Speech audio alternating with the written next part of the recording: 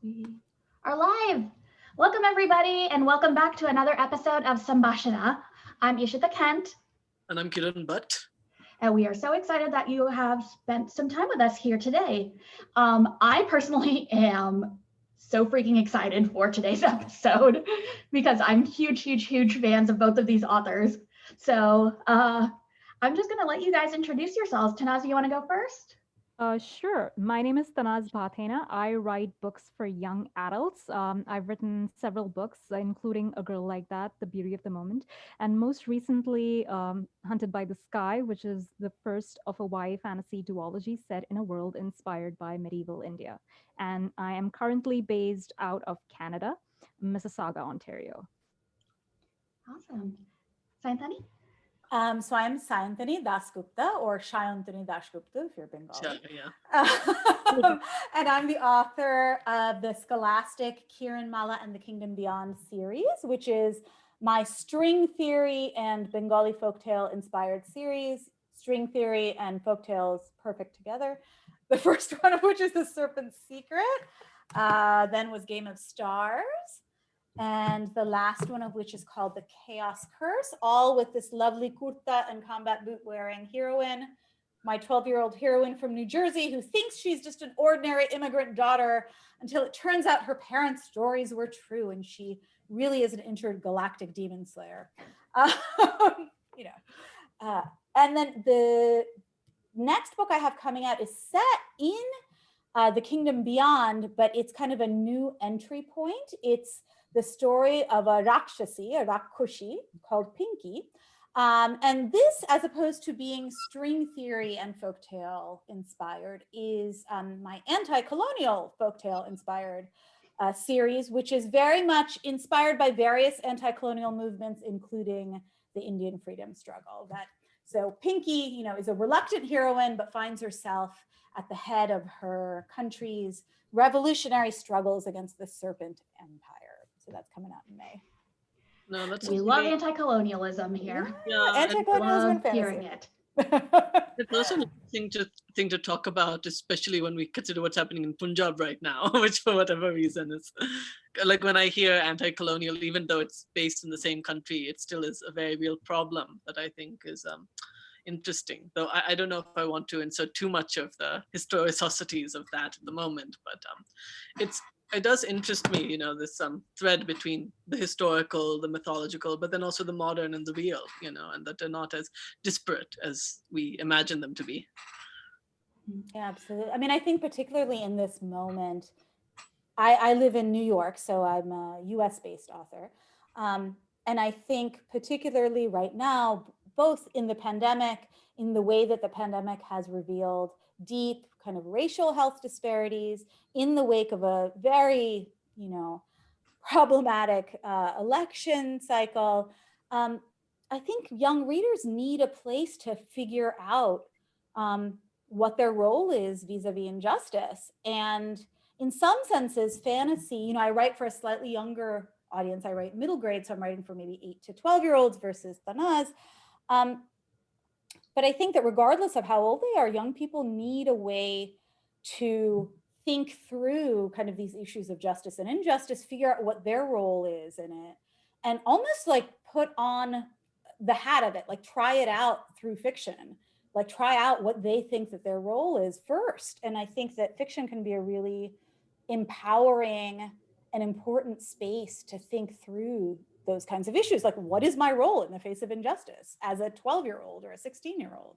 Yeah, I totally agree with that. I especially find it interesting because the way you talked about how fantasy and fiction allows kids and teens to really think about their role in society in general. I always like to think about fantasy being a sort of people like to think that fantasy is escapist, but actually what happens is that you think that there's this illusion of safety. Like most of our characters, they're going into this new world and they think, oh, we're safe and we're going to be happy, but there's always menace lurking around the corner. And so when you actually start thinking about the sort of fantasy worlds that we build, we always, I like to have kids think about how it relates to their worlds outside, and whether they can use any of the things they learned in these books to really apply to the real world in terms of activism and resistance and speaking up, especially during these times. Yeah, I mean, I like to think about fiction as like an imagination incubator. And so if that's all fiction, then fantasy fiction is like a radical imagination incubator. Like you can, you know, slay intergalactic demons, you can travel through dimensions, and you can potentially bring an end to injustice. Like that's also, right, a fantasy until we actually bring it to be. So I like that idea of fiction as kind of being a place to exercise and strengthen your radical imagination muscles.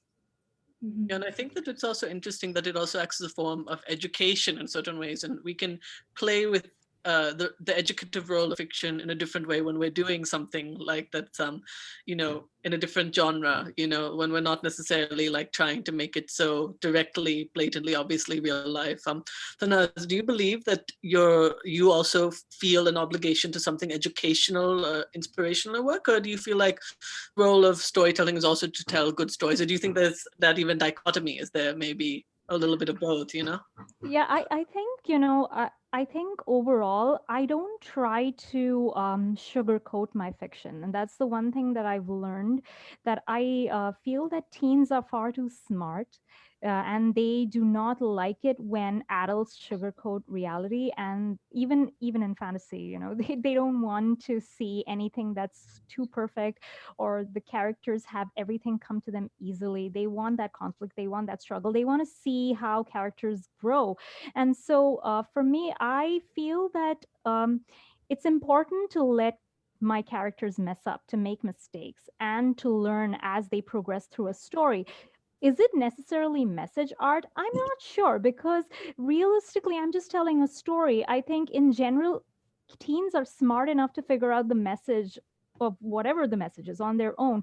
And I've seen that the best responses that I've had to books, are the sort of stories that I write where I'm not really pushing an agenda or doing anything. I'm just letting the characters be themselves and messing up, falling in love, leading revolutions against tyrants like in this one.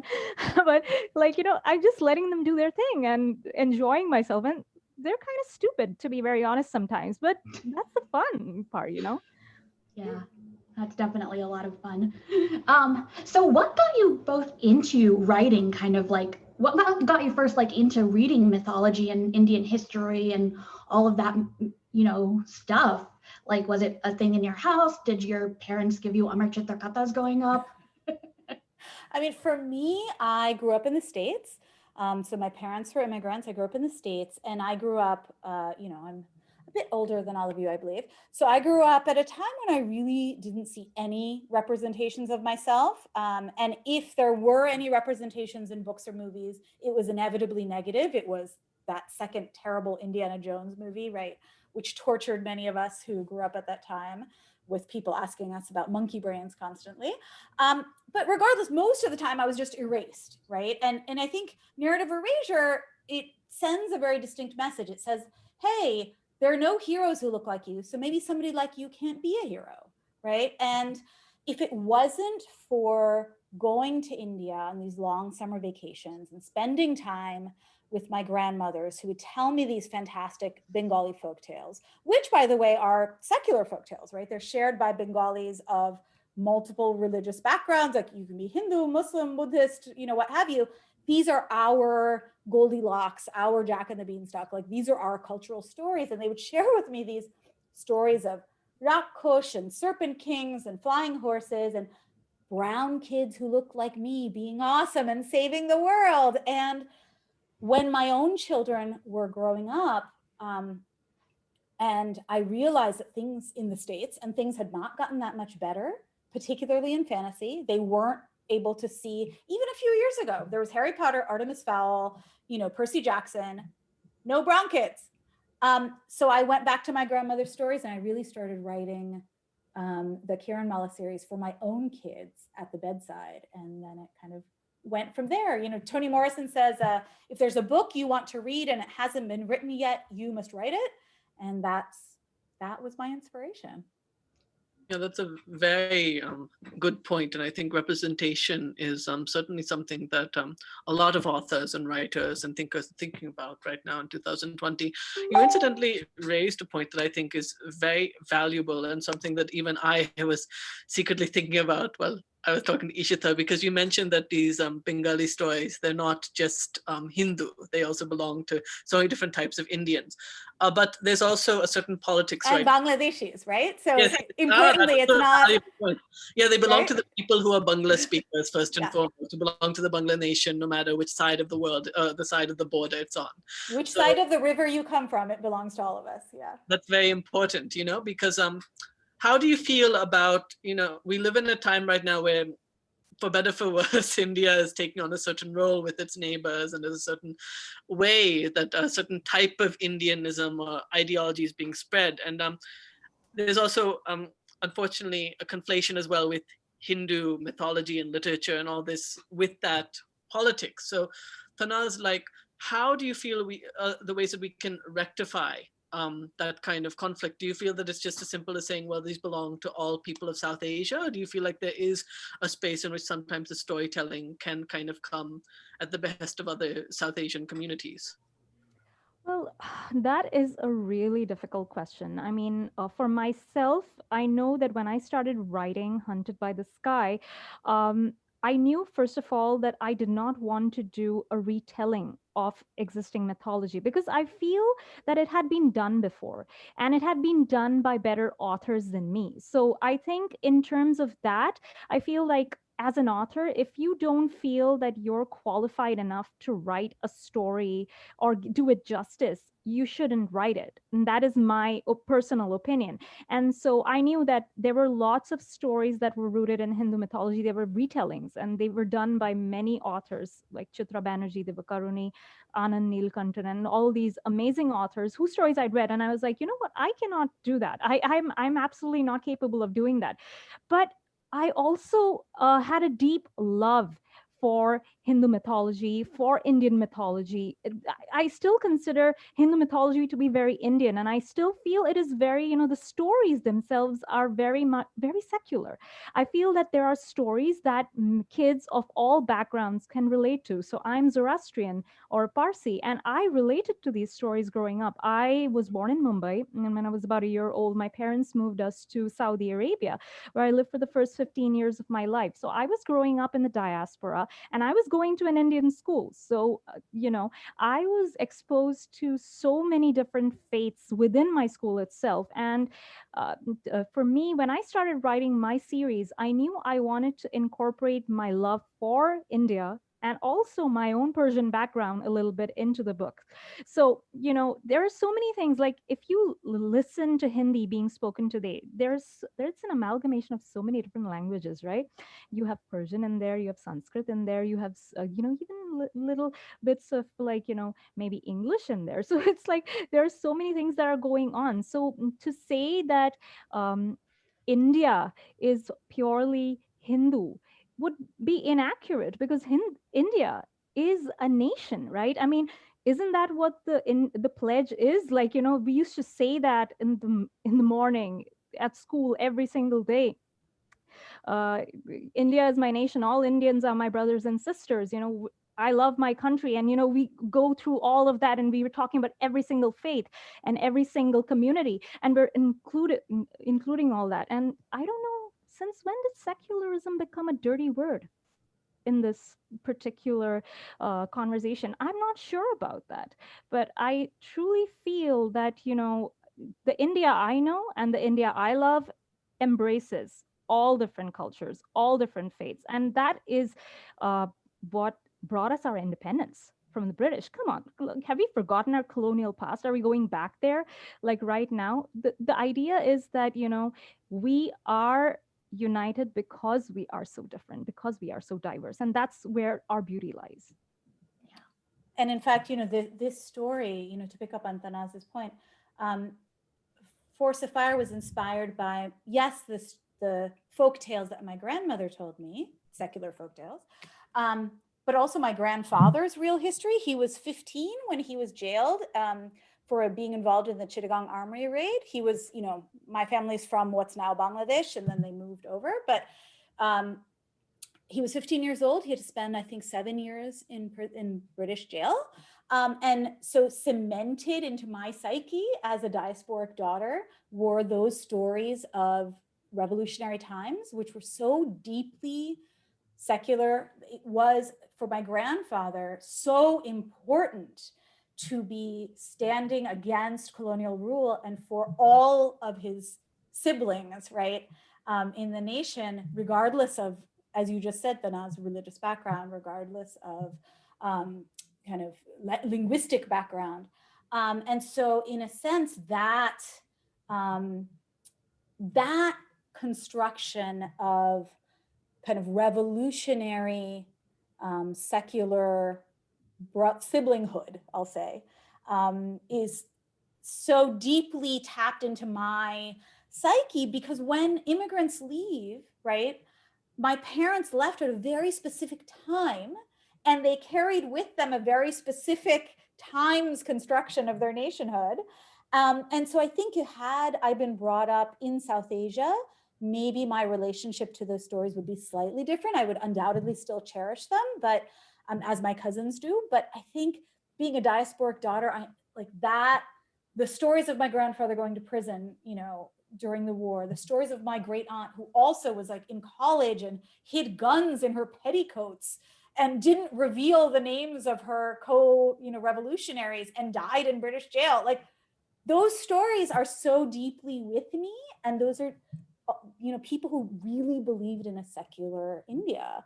And so that's really been kind of my life's blood in terms of the stories that connect me to the diaspora, from the diaspora to South Asia, rather.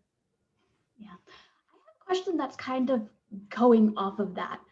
What we've kind of seen now, as you know, diasporic authors go back and look at the mythology and the history and kind of interpret India in this fantastical way, we're getting all of these protagonists that are very strong females. Like we've got KIRANMALA, we've got Susan, we've got Gul, we've got, you know, they're just like, and it's not just y'all, it's other books in the, you know, YA and MG areas. What is it about South Asia that lends itself to strong females, you think? Like, do you have a thought, Tanaz? I think, you know, we are a nation of strong women. I mean, South Asia, not nation, but, you know, we are an entire region of very, very strong women. And, you know, I usually get these questions a lot, usually from Indian newspapers when they interview me about my latest series. And, you know, for Hunted by the Sky, they'll ask that, is it true that women in medieval India and Vedic India, were they really like the way you describe them in this book? Like, were they like, you know, wielding daggers and weapons and stuff like that? And I'm like thinking, have you forgotten your own history? Like, literally go back in history and go back to the 3rd century. You start from there and then go to the medieval period where you'll find Chan Bibi, and that is in the 11th or 12th century. She held up a fort against Mughal forces, Akbar's Mughal forces. Then there was Nur Jahan, who was married to Mughal Emperor Jahangir, and she was the only Mughal empress who had coins minted in her name. She hunted tigers. She rescued Jahangir when he wandered off into an enemy camp doing God knows what. And like, literally, there are so many women. And in South India, literally, women were even more powerful. The Attingal Ranis of Kerala were known to lead their armies into battle. And there are so many other examples like that. So, you know, when I began researching for this series, I found so many women, so many stories. All of them were relegated to footnotes in history. You know, we often I listened to this other podcast called The Seen and the Unseen by Amit Verma, and another historian called Ira Mukhoti. She came on to the podcast and she was talking about how Indians tend to romanticize the women who have been glorified by the British. So, for example, Rani Lakshmibai of Jhansi is incredibly popular, and she is one known as a real heroine, and she is a true heroine. She did fight in the first ever war for Indian independence in 1857. but she's like the only female that most people talk about. It's like, oh, is there a warrior woman? Oh, Rani Lakshmibai. There were other women too. So I think it's the fact that the British glamorized her, or they saw her as someone powerful, so that Indians are also seeing her as powerful. So I think, we need to get out of that colonial mindset that, to only, I guess, feel that legitimized when a white guy legitimizes us or something like that. I think that's the idea that I'm having right now. I'm not putting it well into words, but we feel like we need that external validation, which is not really necessary. You just need to go back and remember all that you've done in the past, and you'll realize that, we are our own validation. That's a very valuable point. I want to not turn it on its head per se, but I do want to then talk about where that then intersects with, say, being diaspora, being fundamentally raised in another country, and then kind of going back to your heritage, and then having to negotiate that space of your heritage within the culture of another place.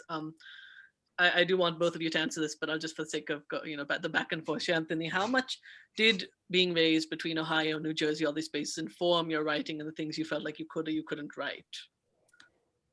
Deeply so. I mean, I think inevitably we write where we stand, right? Our activism is where we stand. We write where we stand. And so inevitably, all of that seeps in. For instance, in Force of Fire, I was talking about the way that my grandfathers and my great aunts and various people influence these stories.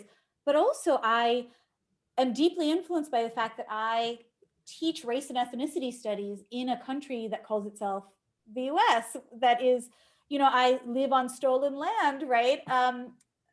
Lenape people, here in this area. And so in Force of Fire, another kind of deep influence for me was the Native American boarding schools of North America, Australia, other countries that took Indigenous kids and took them away from their communities, put them in schools where they were forced to speak English, punished for speaking their own language, even with their siblings. And to me, if you're writing fantasy, you're also given the space to imagine beyond and in between histories. And so I felt like I could create a story about children having their voices taken away that was both influenced by stories I heard about the Indian Revolution and real histories of Native American boarding schools that I've taught and other kind of anti-colonial or colonial/anti-colonial histories. And then I could imagine them forward. I mean, I think the other thing about fantasy that I really enjoy is, or being a US-based person of color writing fantasy, is that I can imagine forward the world I would like young people to see, and I would like young people to bring to fruition, right? I don't write historical fiction right now. I don't have to rely on the people who actually existed. I can help, again, exercise imaginative muscle to create forward a world where homophobia doesn't exist. In the kingdom beyond, people just like who they like, and they're young, and there's no big deal made of it. There's a tiger who uses they, them pronouns, and it's literally half a page where we just talk about the fact that Bunty the tiger uses they, them pronouns and why, and then we just move on throughout the text, and Bunty the tiger uses they, them pronouns, and that's it. So you can imagine forward the world you want to see in fantasy fiction. And I think that, to me, it's a little bit, I love, the Oxford fantasists. I grew up on Tolkien. I loved The Hobbit, and I love the absurdity of Lewis Carroll. On the other hand, those folks were essentially creating an empire of the mind, right? The British Empire was waning, and they were writing colonialism onto the bodies of elves and hobbits, right? That's what was happening. So if they can do that, if their politics can kind of seep into their work like that, I feel like I can imagine forward a political world that I'd like to see, full of, justice, full of, kind of equality, and full of a space where all of our young people can live and support each other and be happy. And Tanaz, you've lived in a very different part of the world, Saudi Arabia, for most of your formative years. So I want to talk about, like, how did that inform your relationship to Indian mythology and culture? Because it's something that I don't feel like we hear a lot about. So I really would like to learn more about that kind of. Well, sure, absolutely. So for me, growing up in Saudi Arabia, I was a part of the Indian community in Saudi Arabia. So most of the time, Indians in Saudi Arabia or most communities are very segregated from the rest of the population. Not a lot of us, at least as women, we did not really interact with the rest of with the Arabs, for example. It's very rare because everyone is in their own little bubble or in their own little social circle. We all had separate schools. So every nationality had its own school. So we went to an Indian school, there was a Pakistani school, there was a Bangladeshi school. There were, it was very, very separate, British, American.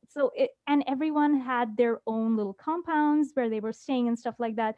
So a lot of my upbringing was informed by India and by going back home to India during summer vacations and stuff like that.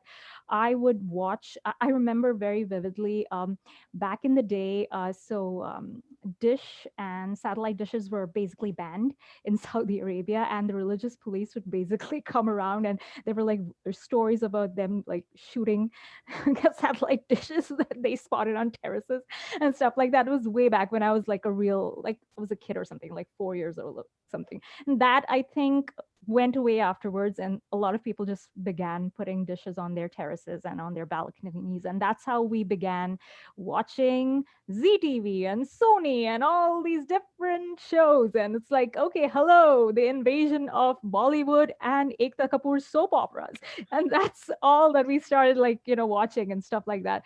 And so I was very early on introduced to Ramayana, Mahabharat, and also Akbar Birbal.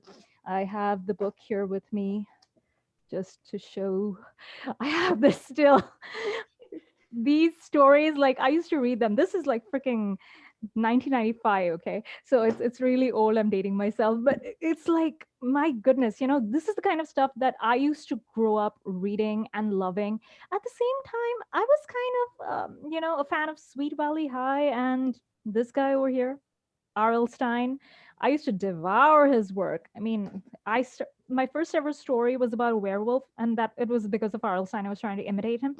Anyway, but the main idea was that when I loved reading fantasy as a kid, but when I tried to write my own stories, they were often influenced by Western fantasy authors because I never saw Indian stories in a fantasy setting. And oftentimes we imitate what we see.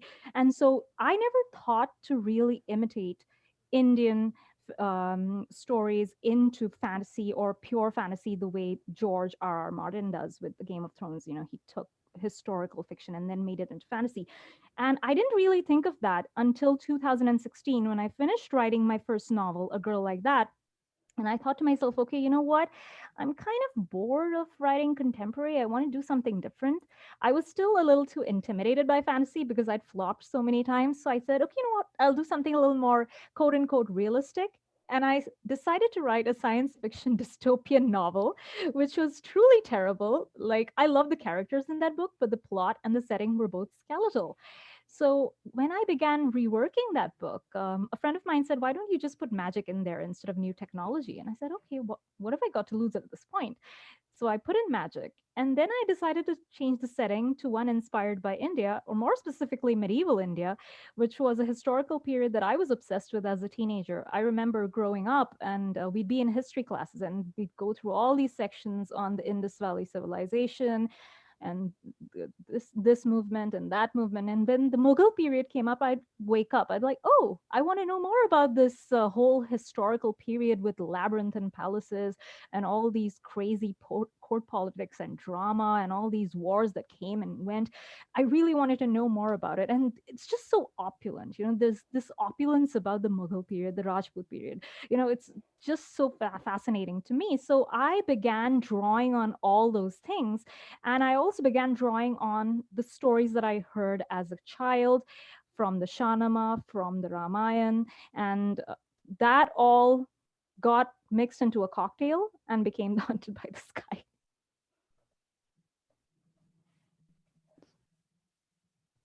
That's so cool. I was just like fascinated by that entire story. What about you? What were Dr. Dasgupta? What were some of your fantasy inspirations? And besides your grandmother's stories, did you have writers that you looked into up to? Well, again, growing up in the US, I was a huge sci-fi fan.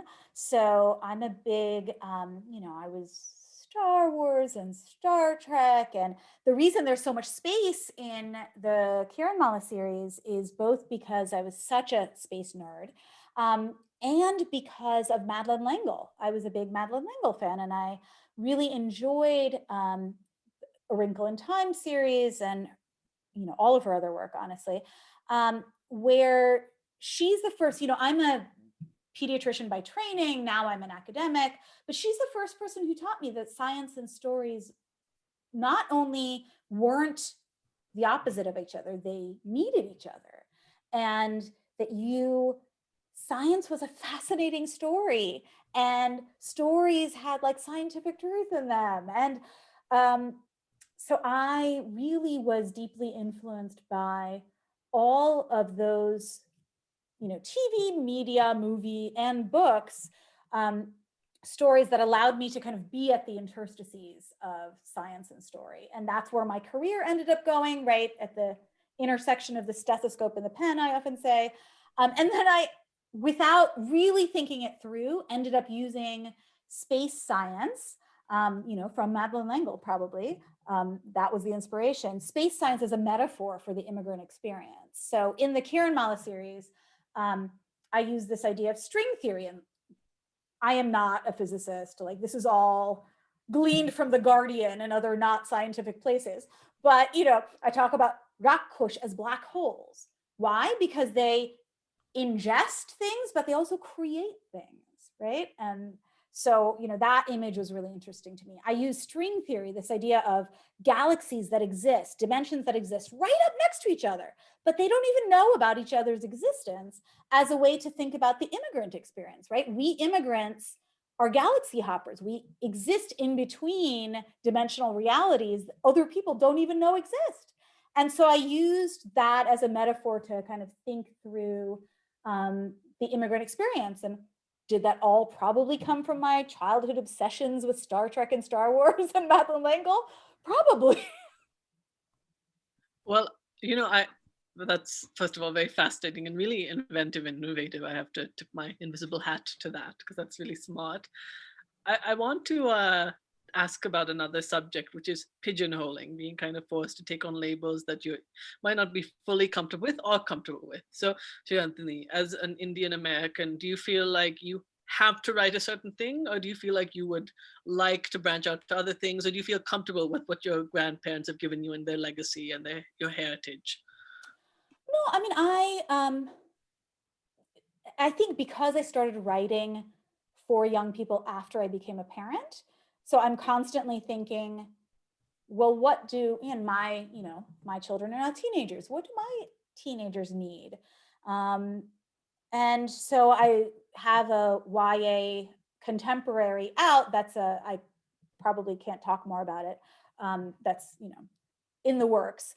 That is a kind of reimagining of a beloved Western tale, but with not just South Asians in it, with multicultural, lots of kids of color in it.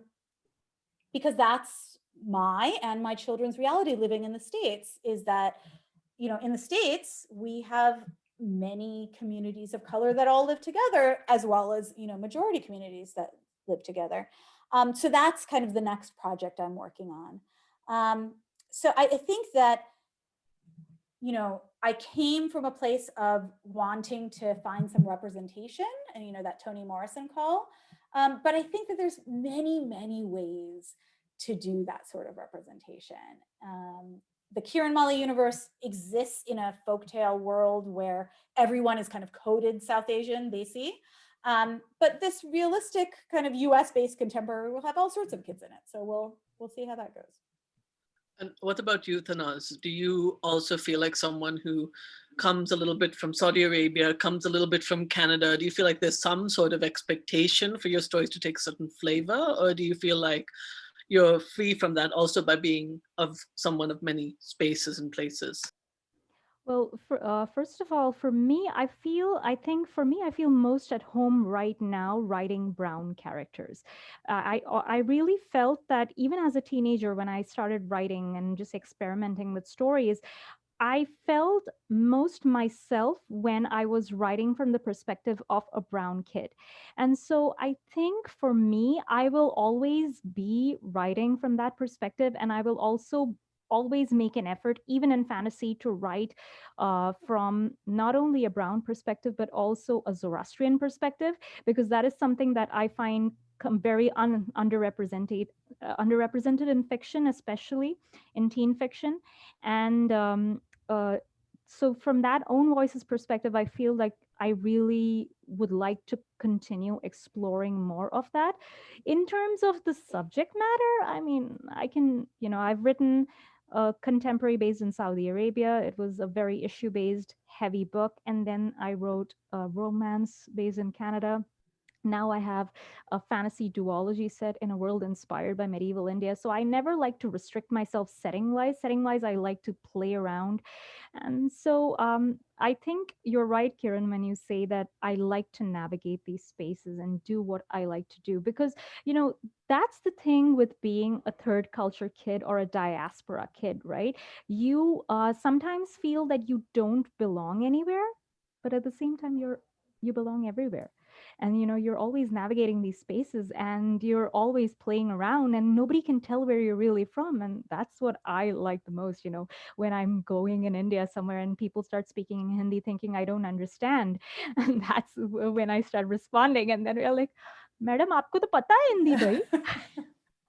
That's such a.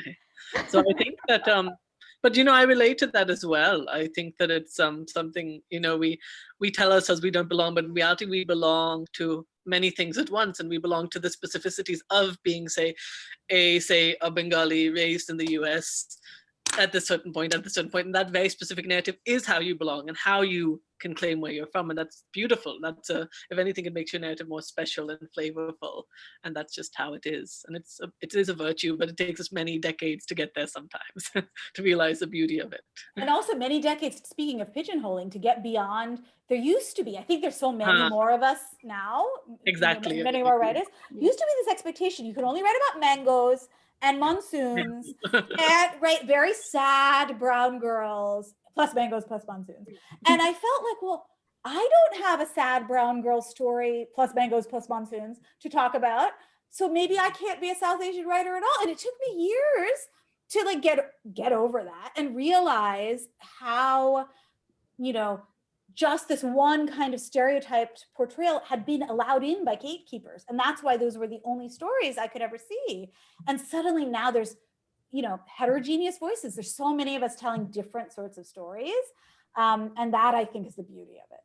Yeah, we're very lucky because 10 years ago, it was like you said, if you were a person of South Asian heritage, you could only write about your heritage in a very specific way that was for a certain type of, consumerism. But it's still but getting a lot better.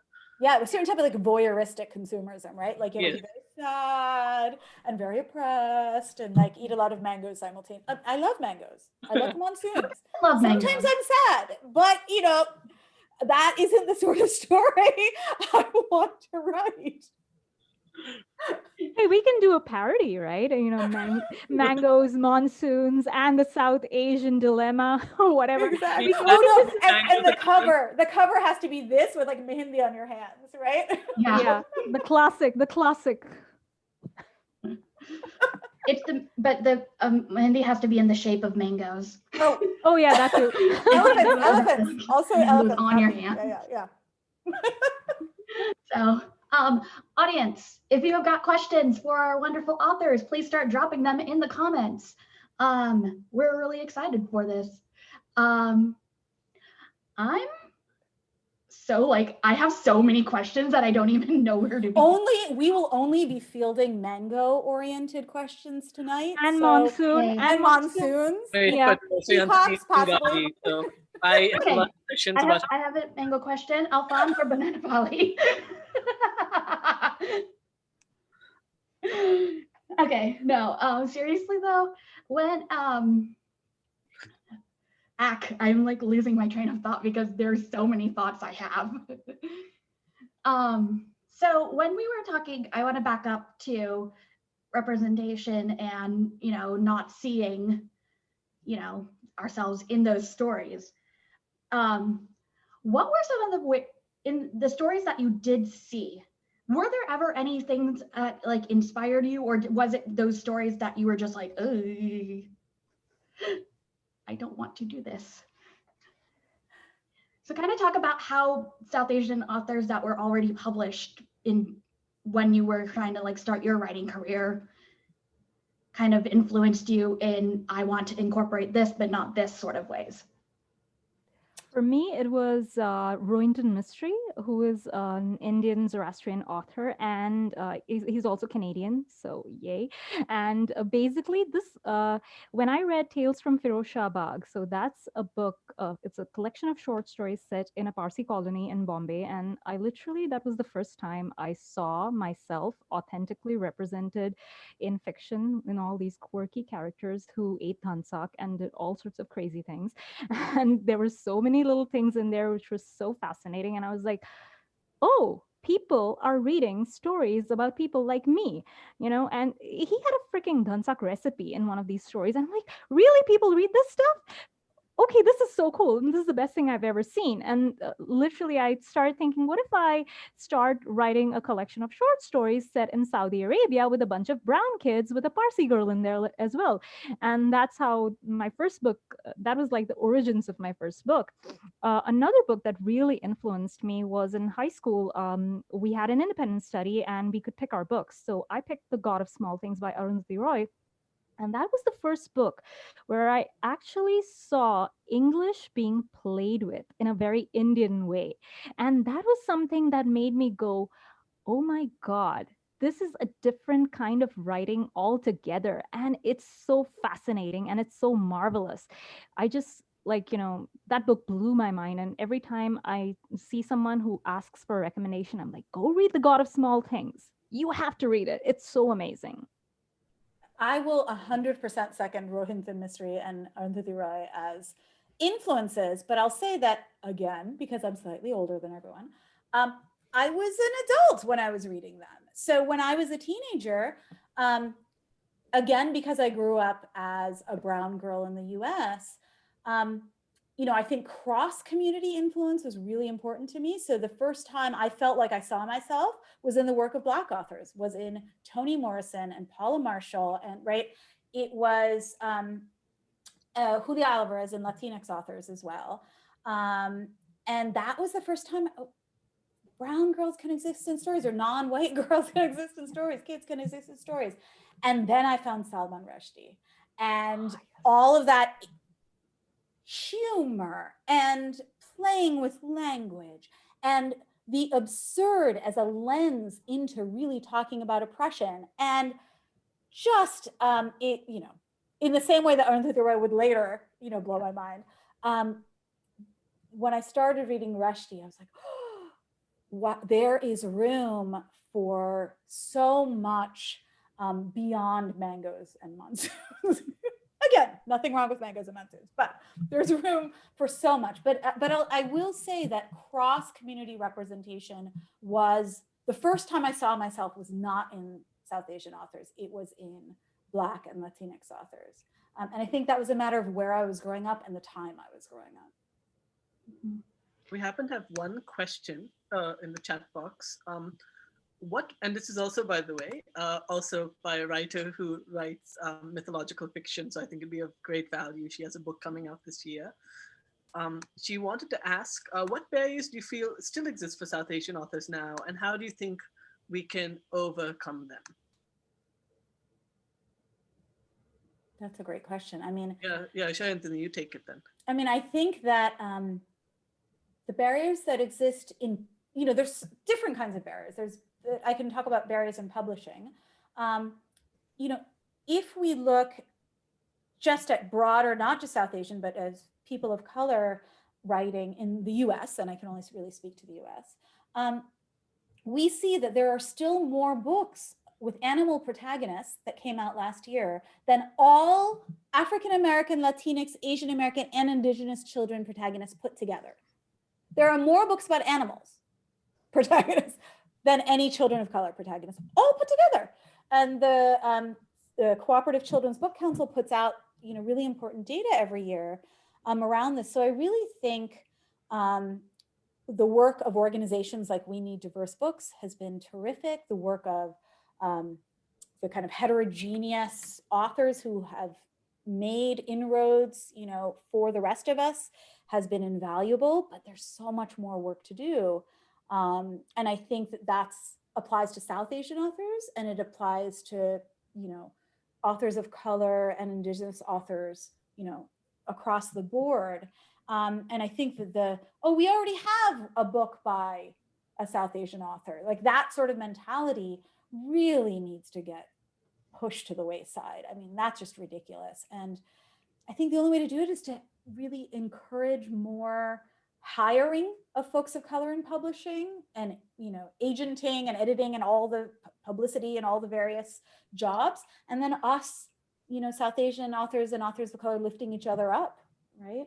Book bloggers, podcasters, right? All of us folks lifting each other up.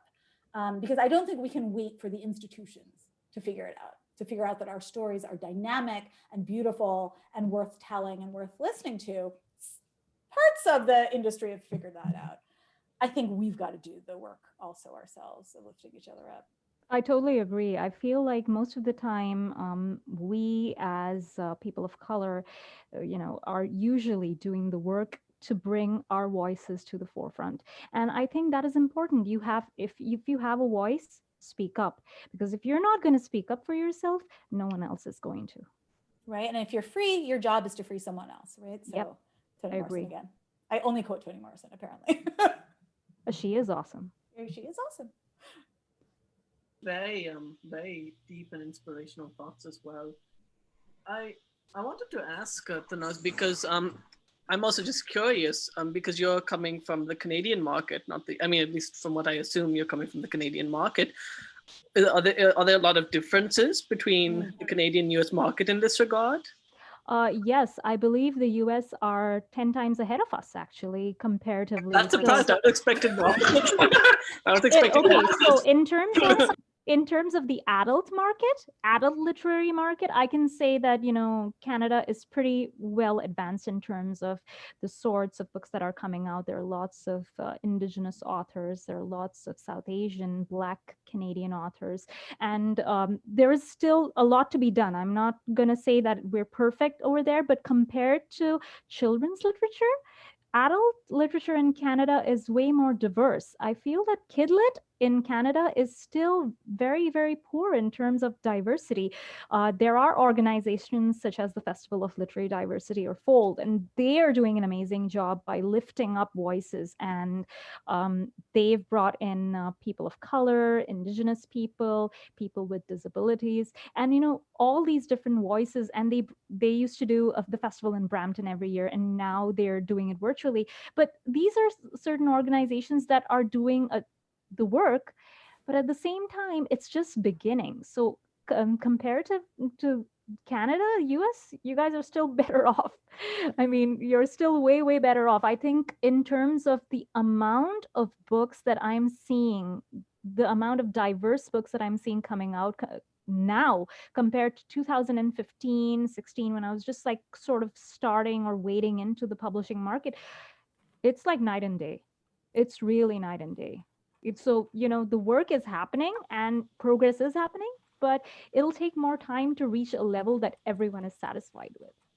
Oh, let me give another shout out though. I want to give a shout out too. Speaking of Desi Kidlit, there's a Desi Kidlit Summit that was recently started by a few wonderful folks that is going to be let's see, again happening in March. So certainly Gayatri Sethi, Sadia Faruqi, right, put together the first one that was in October. There's another one coming up in March. So there's enough of us, that we can now start having wonderful summits and, be with one another. So just a shout out to, the great organizing that's also happening out there. Yes, absolutely. Desi Kidlit, and there's a whole group of people who are doing amazing work, and they're really, really pushing forward more voices and really working hard behind the scenes. I mean, this is not easy work. This is like you're taking out your own time, you're volunteering your own time to organize these events, these sessions. It's really, really shout out to all these people who are doing it. And of course, we love Gayatri here. She was on our first ever episode. Oh, good. Yeah, so Gayatri's work, absolutely bringing us together. Yeah, we have another question in our chat box. Oh, were you saying something, Karen? No, I was going to say the exact same thing you were about to say, so you can take it. Oh, all right, I'll read it. So we have a question. What would your assessment of readers' expectations in the West be of contemporary Indian authors? Are they still kind of fantasizing that typically orientalized narrative, or are you seeing that there's some more openness to these different approaches to our history and mythology? In terms of contemporary fiction, I can say for sure that I think there's a lot more openness. I think that Western readers are not necessarily aware when they start off, but when they read our work, which is different and not stereotypical, they're like, oh, okay, this is something that I learned from these books that I wasn't aware of previously. So I think they're pretty open-minded for the most part. At least the people that I've interacted with have been pretty open. Even in terms of if you read any of my books, you'll notice that I put in a lot of Indian languages in there and a lot of a peppering of Indian words. I don't italicize as much as possible. For the first book, we had to italicize, so I did. But from the second book onward, I have not italicized. I do not do that because I feel like that is another form of othering. I think Daniel Jose Older has a great video. Yeah, he has an amazing video on that, and that's the one thing that really inspired me when I was writing my books. And in general, I've noticed that adult fiction especially does not italicize foreign words. If you read adult fiction in Canada, and that's why I come back to the fact that adult fiction in Canada is way more diverse, because if you read South Asian writers in Canada, they do not necessarily italicize Indian words and things like that. So I think that is, I've just lost my train of thought. I'm so sorry. No, our folks open, our readers, I'll add to your train of thought. You were talking about adults. I think when you write for 8 to 12-year-olds, as I do, when you write for young folks, young readers are awesome. Young readers, first of all, they're used to deciphering English words, right? Because their vocabularies are growing. They're used to deciphering from context. So if there's a Bengali word in context, they'll figure it out in context. They know how to Google, but they also, are used to kind of being intellectually nimble. Young people will show up for KIRANMALA. I will have a gaggle of blonde boys running up to me at a school telling me, it was so funny, we loved the demon snot, and we loved where they told the poop joke or whatever. You can come for the demon snot, you can stay for the politics, right? You can just go on the cracking story, you can come for the adventure. And I feel like young readers are just open for cracking good stories. And if in the process, suddenly a brown girl protagonist is their new favorite character, they're open to it. They're big-hearted. I think it's gatekeepers sometimes who will say, oh, this is a story for you versus it's not a story for you, right? Or we don't have South Asians in our community, therefore we won't have this particular series. I'm not sure that the young readers really approach it like that. They're like, is it a fun story? Are there jokes I can laugh to? Is there demon snot? Great, I'm in, That's been my experience. And so I just have a lot of faith in young readers and, speaking of italicization, their ability just to figure out words in context. Yeah, it's a fascinating thing how, as we become adults, we're polluted in a certain way by concepts that we need not have in our heads. But as children, we're open to anything.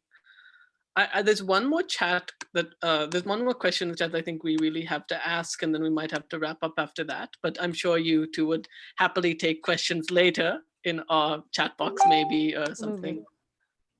Let's see. So one of the questions relates to your scientific backgrounds and your training. How does that intersect with your story structure? Sayantani, maybe you can start that one. How does your scientific background intersect with your style of writing or the way you approach storytelling?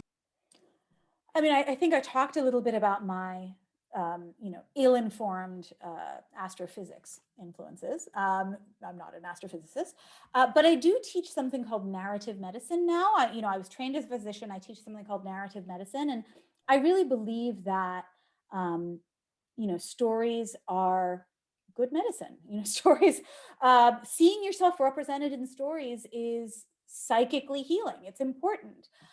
So that sort of a academic notion really influenced why I started to write. That said, to go back to an earlier question, do you write your politics first or do you write a cracking good story first? I also really, especially when you're writing for young people, I really believe that young readers will come to the politics. Young readers believe in justice. You can just put it there for them. You don't need to be didactic. But what you do need to do is make a cracking good story. So while I'm influenced by, these broader ideas of narrative medicine and what stories do for us psychically, I also just want to take young readers on, a fun, joyous story about a brown girl who's not sad, but who's a brown girl who's strong and full of joy. And I think that that's also a really kind of important way to turn the expected kind of narrative about brown girls. So it influences it and it also doesn't. I both allow it in and I also, push out the influence. Tanaz, what about you? How does your professional background affect the styles and structures of your writing? Well, I trained as an accountant. So for me, it was like the complete opposite. I really hated accounting. And so that's why I chose to write books. I still work full time in an export company, so imports and exports. So for me, I think my professional background, in a sense, it helps me get away from writing fiction when I'm stuck. I just work with numbers, and then that kind of loosens up my brain a little bit, and then I go back into the world of demons and all sorts of other fun stuff. But for the most part, it doesn't really inform my writing in general. Writing was something that as a kid, I knew when I was 8 years old that I wanted to write something or another. I didn't know what it was, but I just knew that I wanted to write. And I think I was just a voracious reader. So, even in school, I'd read like crazy and do all sorts of things. And that kind of mostly informed my writing. I think I firmly believe that if you want to learn good writing, read lots and lots of books. That's a really cool note to end on. If you want good writing, read lots of books. All right, Tanaz, what have you got coming up? You've got Rising Like the Storm. Yes, Rising Like a Storm is the second part or the concluding installment of the Wrath of Ambar series. So the first part was Hunted by the Sky. And in this particular book, Gul, Kavas, and the sisters are on a journey to get rid of another tyrant who has taken over the throne. I won't say too much because that includes spoilers from the first book. But it's a really crazy, crazy ride. Lots of magic happening, and we are introduced to the Pashu, who are a race of part human, part animal beings, including a half lion king, or Pashu king called Subodh. And I'm really excited for you guys to meet him and all the other characters. Yep. And Anthony, you said you had Force of Fire coming out soon. When does that come out? Force of Fire comes out May 18th. So it's, you can pre-order it now, but it will show up at the end of May 18th. Yes. Perfect. Well, we are really excited to read those books. We'll put some links on our page and hope that some people will go and buy them or pre-order them. And we want to take the... Cool. You will order them from my bookstore. Yes. Also, we should also plug Ishita's bookstore, Interbank. Please buy all your books from there. If you're at least Texas-based, if you're like Australia-based, maybe that'll be much harder, but or Canada-based. Sorry, we can't do international shipping. Yeah. So maybe Anywhere in the US, no? Anywhere in the US. There you go. Including Alaska and Hawaii. Exactly. Yeah. So you can get almost to Australia, but not Australia. Halfway there. So we want to thank you both for coming here. We really had a great time with this talk, and I learned a lot. And for any of you all who have joined us, we thank you as well.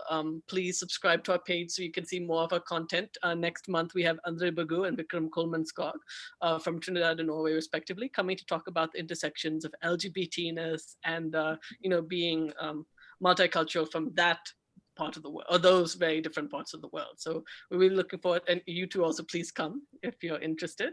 And yes, we would love to have you all as well happen to be in the audience to come. So please come, and thank you for your time, both of you. Again, we had a lot of fun, and we look forward to having more conversations. Like our page, follow us on Twitter. We now have a Twitter account. We as well, follow talented authors as well, and yes, subscribe to their work, and etc. But thank you. Well, thanks so much for having us. And thank you to all of you who listened and came. And Tanaz, it was a pleasure to talk to you. And Ishita and Kiran, pleasure to meet you both. Thanks for doing. A lot of fun. Thank you guys. It was a pleasure being here, and thank you for inviting us. I really had a lot of fun. Let's do the mango and monsoons parody thing sometime. It'll be so much fun. We'll talk about that off. We should have different flags as well in the background. Like we could have a Saudi Arabian flag, and then like an Australian flag, and an Indian American flag. So it's like in the background to represent the multinationalisms as well. There you go. All right, everybody. Have a good night, morning, afternoon, wherever you are. Thank you. Thank you for coming. Take care. Bye-bye. Bye.